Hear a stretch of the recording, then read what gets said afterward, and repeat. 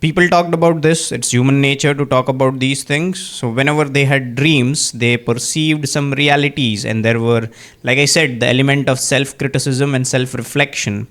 So once there were these dreams, these scholars, these Vedic scholars, they would contemplate and reflect on these things. So they could not define these things. What exactly is dream? Dream states do not seem to be self-existent.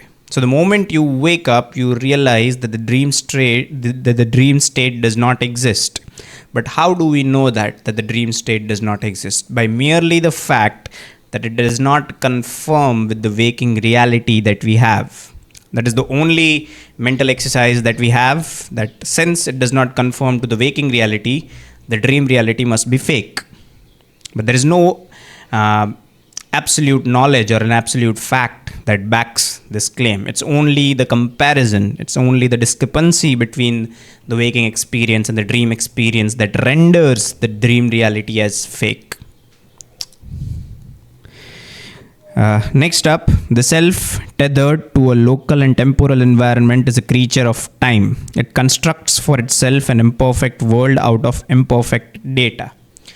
So like I said, we've discussed this in the previous videos of self. Now they come upon the contemplation of the sensory organs. So whatever our sensory organs perceive is an imperfect world made out of imperfect data. Because our sensory organs are receptors or perceptors of imperfect data. And based on that imperfect data, we create an imperfect world around us, which the self is spectating. A mere flux of states cannot be sustained by itself. Now again, Indra raises a question. He was like, okay, so you're saying that this is the dream state, this is the waking state, and the self is supposed to be roaming unhindered while in the dream state. So there are different states. Okay, so merely a flux of states cannot be sustained by itself. How does this sustain? How does this stand scrutiny? That is the question that Indra has. Now, when a man being asleep, reposing and at perfect rest sees no dreams, that is the self.